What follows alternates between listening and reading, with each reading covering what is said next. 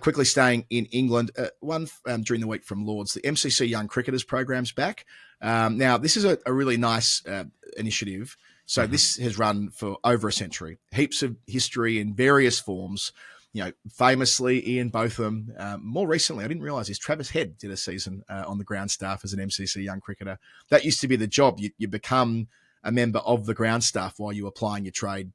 And a lot of the time it were professionals, but now they're recasting it the way it was until the pandemic with non-pros who are trying to find a way through. So I guess it'll be a combination of minor counties players and so on. So 22 of them under the coaching of Graham Swan.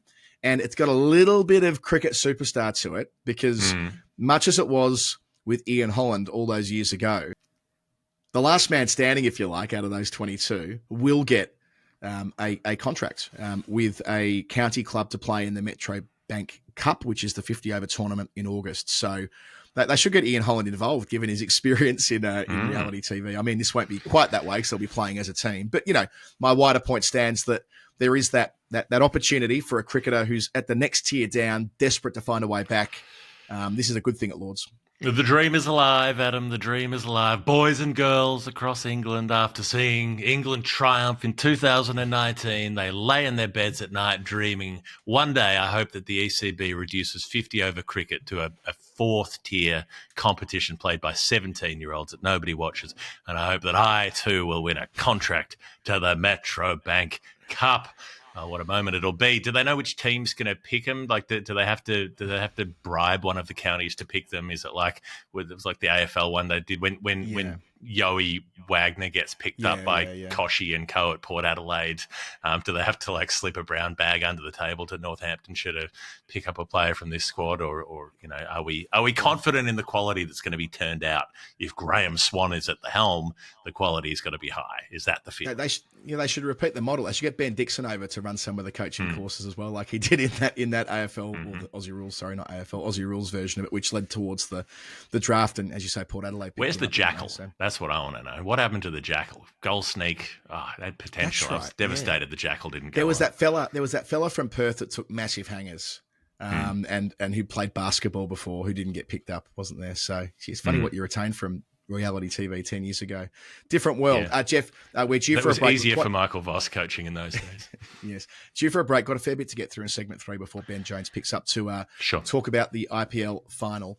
In doing so, the World Cricket Connects conference is on this weekend. It's a pretty bloody packed old room. The reason I know that is I've seen the invite list and I shuddered a little bit because I'm on one of the panels. So I'm going to have to talk in front of Jay Shah and myriad others who are going to be packed into the long room on Saturday. The panel I'm on, Jeff, Give it to them. Is called "Is Cricket Cool?" That's the question that we're answering. No, so, no, it isn't. Yeah, well, maybe in India it is. Maybe if you're young in India and you're watching the IPL, yeah, it's probably cool. It might require some workshopping to work out what is I'm going to say across an hour, more than just is cricket cool? No, next question. I might have to. It's in the eye of the beholder. What a 40-year-old men have to say about what's cool. We don't know what's cool. We're not qualified to talk about cool anymore. that is definitely the frame I'm going to run my first answer through. I am no longer eligible to determine what is or isn't fashionable, but still, yes. I will do my best at the long room as cricket. And the reason I'm raising it is that it's likely to be the week where Sanju Gupta becomes the ICC chief executive. I'm told it might actually happen at Lords. That was put to me. I'm not sure whether that will play out or not.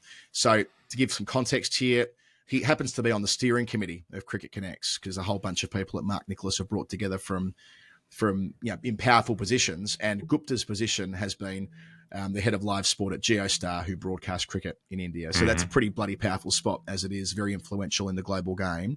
And it looked for a time as though it would be Gupta versus Harrison. And I asked Richard Gould about Harrison, the former chief executive of the ECB, a few weeks ago on that interview we did at Lords, and it didn't feel like he was really in the race. And reporting from India sounds like it is going to be Sanju Gupta who replaces Jeff Allardyce. So they've had that role vacant for about 6 months or something like that. So we've mentioned bearing the lead here. I think this might be slightly bearing the lead. So we've got Jay Shah, the son of the Indian Home Minister, as chair of the ICC, and we're going to have Sanju Gupta, who was a senior executive at Geostar, which is owned by Reliance, which is owned by the Ambanis, who own Mumbai Indians and literally half of India at this point. You've got, basically, India is half Adani, half Ambani at this point in terms of who owns what, and they've each got an end at the ground in Ahmedabad that's named after Narendra Modi, the current Prime Minister. So in terms of a tightening noose of conglomeration of corporate power, this feels like a incredibly significant move. You've got an Ambani right-hand man installed as the chief exec and a BJP scion installed as the chair. This is a full takeover. Oh well, it's what it looks like as far as the concentration of power at the very least. The extent to which it plays out in the way you're describing, time will tell. Much like it was when Jay Shah took over, you provide people coming into roles a certain degree of leniency and leeway to see how they perform once they're installed. And he hasn't formally been installed, I hasten to add. But the end of the IPL is the reference point. So the IPL ends this week. This conference at Lords, which he's involved in over the weekend, this does feel like it's foretold that he'll be announced around this time. So we'll keep an eye on that. Also at that conference, I'm looking forward to catching up with Andrew Leonard, who's been on the show before, the great of associate cricket commentary. And the only reason I raised that, we're doing that panel together, the King and the Paul, he seems like sometimes online. There was a crazy final ball finish in Dundee in Scotland yesterday in World Cricket League 2. Freezing cold, 9 wickets down. Nepal chasing 297, second last ball. Mark Watt bowls a wide down the leg side. Then there's a stumping. Scotland think they've won. The umpire then unfurls the arms to say it's a wide. Nepal win still by... get stumped off the wide, though. But the wide's already... Oh, the wide comes first. The wide comes first. There's a pitch invasion. It's absolute fucking chaos. And it's exactly the sort of thing that I'm sure Andrew Leonard will use to bolster the case that in some parts of the world, cricket is indeed cool. But yes, that's all ahead of us in the weekend that's upcoming at Lords. Out of that part of the world, not exactly Lords, but around the corner from the ECB. Well, I guess it's in there at Lords, around the back there. We've had some more details during the week about this Team GB thing around the Olympics. Now, this was important, I felt, because there was a lack of clarity. We've speculated endlessly about what it might look like, but now the ECB have told us what it's going to be. So there's going to be a new body set up called GB Cricket to oversee the teams. They will be part of the British Olympic Association. Now, there's obviously complexity about qualification. If they use rankings, GB Cricket doesn't have a team. So the concession here is that the England men's and women's teams will be the proxy qualification team, which is fair enough when you're thinking about it in practical terms. But this new body, GB Cricket, will have representation from Scotland, appropriately.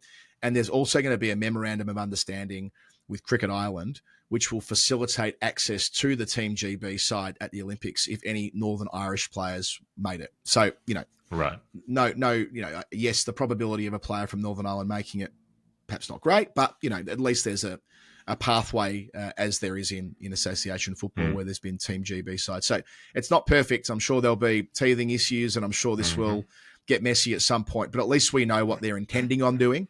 And it's important they resolve that Irish question because there's no ability for a Northern Irish player to play for the Republic of Ireland, and the Republic of Ireland team will not make the top 6 rankings in either men's or women. So you wouldn't want to exclude a Northern Irish prospective Olympian on the basis there is that. How many of the current Irish lot are Northern Irish? There's a number of them. Paul Sterling's the one that I thought of. It's T24, mate. You could see a world. It's not outside the realms of possibility that Paul Sterling could bash his way into the squad, I suppose. Maybe they'll maybe there'll be a concession made that they'll have a player from Scotland and may well be a Scottish player gets in on their own right. They should. They'll have Scottish representation and Northern Irish representation anyway.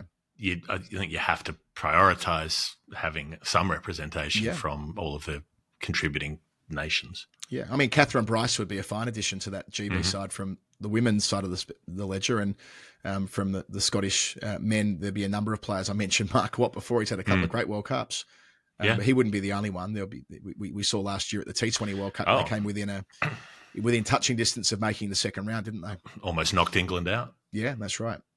So some clarity there. And might be which English players deserve to get into the Scottish team. I enjoyed Harry Brook talking about it. Like they're curious and excited. Like I would be too. If you've got the chance to go, he said something like, wouldn't it be amazing if we could win an Olympic gold medal? Like, of course, that'd be Think about the emotion that the Olympic Games brings. And yes, there's always going to be cynicism around this topic, but the players themselves want it. So good luck to them. Good luck to them. Sorry. And the other part here is the Windies. That no news remains, I suppose, status quo news, and we know how this will play out. It will be the same as the Birmingham Commonwealth Games, Jeff, where one country will qualify and they'll have to use the West Indies qualifications. If they're in the top six. If they get in the top six, they'll have to use that as a proxy. So presumably Barbados. Again, not perfect, but in context, about as good as they can do. Yep. There's no easy way around the unusual situation where West Indies exist as a cricket team and not as any other kind of cohort. Last thing on cricket admin before moving off this. Aminul Islam is taking over Bangladesh cricket. Now, long-term listeners to the podcast would have heard him on the 99 series feature on our feed. Of course, he was on the greatest season it was when we did the 20-year recap on the 99 World Cup. He was the Bangladesh captain at that tournament, which led towards them getting test status. He was their first test centurion as well. It's happened in a messy way. So there's been the removal of Faraq Ahmed, who was the chairman. 8 directors wrote to the government and issued a vote of no confidence in him as president of the BCB. The ministry got involved, as they do in Bangladesh, and they endorsed, as I understand it, the no confidence vote, which meant it was a done deal. Now, Aminul Islam lives in Melbourne, and he works for the ICC in a development role. So, it's not most convenient that he's taking on a cricket board in a different country, albeit one that he's made a major contribution to. But he said in an interview that he plans to be there briefly. He's described it as a T20 innings for him in charge, but hopefully he'll, at what's been obviously a difficult time for Bangladesh more widely, have the authority and the credibility to lead them to happier times. Yeah, if you've got someone with that standing and profile who can come in quickly and try to set up some structures and get out, it's probably the safest option for them personally as well. Jeff, very quickly to finish off here, the Blast started on the weekend. Now, I think we have to be fair. We don't cover the Big Bash. We don't cover the PSL. We don't cover the IPL outside of our fun segment with Ben, our Whamageddon segment. Let's be honest. We're not covering the Blast. I love the Blast. Chances of me watching a single game of it, 0. Just too many games. 133 games on the men's side of the ledger. If they're looking for places to cut with this new high-performance panel, I understand the complexity with Division 2 clubs earning a lot of their revenue through Blast attendances. But if they're looking to carve anything off, please lower the number of games in the Blast and retain 14 first-class fixtures. Don't start chopping the county championship, which works fine across the months they play at the moment, in favour of keeping the Blast at 133 games. That is impossible to follow. I mean, the very fact that they've already had on the men's side of the ledger, some teams have played 3 games already. 3 games in about 5 minutes. It's an emblem of how busy the whole thing is. In that first weekend, though, the team to play 3 games, Lancashire, have won all 3. And one of them, you'll be thrilled to hear, Jeff, was thanks to James Anderson. He picked up 3 for 17 in his first T20 match in 11 years.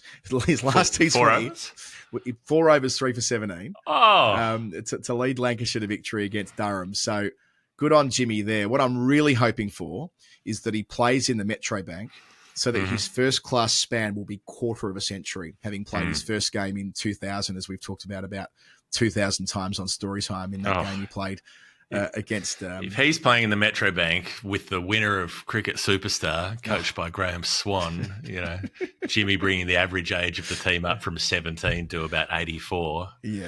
Magnificent. Cricket Superstar, coached by Graham Swan, assistant coach Ben Dixon, and there's Jimmy Anderson playing against him. All our dreams will come true. Vossi's teaching him how to do a 40-metre handball. On the women's side, it's a bit less full on. It's the 2-tier system, as it should be. Because they've already set these 2 things up. So in Tier 1, League 1, I should say, 8 teams, double round robin, and in League 2, there's the 5 teams. So 13 of the counties will play in the Women's Blast, and that started over the weekend as well, with Birmingham and the Blaze both having won a couple of games up there. So we're not going to pay much attention to the Blast because it's just too difficult. But we will pay more attention to 4-day cricket, where Marcus Harris has re-signed with Lancashire for 2 more years. So his time as an itinerant journeyman of sorts, going from club to club, might well be over. He may well be a Lancastrian for life. He's led Division 2 this season with over 800 runs. captaining Lancashire, having replaced Keaton Jennings, and at age 33 and not in the Australian squad at the moment, although who knows, they might get 2 full seasons out of him in 26 and 27. So that seems like a pretty good bit of business to have Marcus Harris signing on properly, full-time with his adopted 5th county, I think now, of Lancashire, which, as a guest of the show, we wish him well. Hopefully they don't get full value out of him, because hopefully he's playing for Australia somewhere and gets his shot eventually, which is the opposite problem of the one that Shoaib Bashir has, where he plays for England but can't play for his county. So he's going to bail on Somerset, which seems like it's been in the works for a long time. They've got Archie Vaughan and they've got Jack Leach down there. So he'll be on the way somewhere else. Don't know where he's going to end up. Yeah, good question. There'll be a number of suitors, full-time I'm sure. for England. There's far less spin bowled in county cricket than you might imagine, owing to when the season's played. So that's a challenge for Shoaib Bashir, but he'll have Test cricket ahead of him very soon. Ahead of us, Jeff, we have Ben Jones. We have no idea what's happened in the IPL final. It is happening in about 5 hours' time from time of recording. So we are throwing forward into the future, as we like to do from time to time. Thank you, Jeff. This will be the end of your bit on the show this week. We will hear from you on Storytime is our next episode. Hell yeah. I'm pretty sure for you and me. And next week we've got big interview around the World Test Championship final. Big interview, a big administration one, big meaty one, where it's going to be a lot of fun. I'm really looking forward to that at Lords, and plenty more as well. So as we bid farewell to Jeff, we'll take another brief breather and we'll return in a moment with Ben Jones with the IPL final.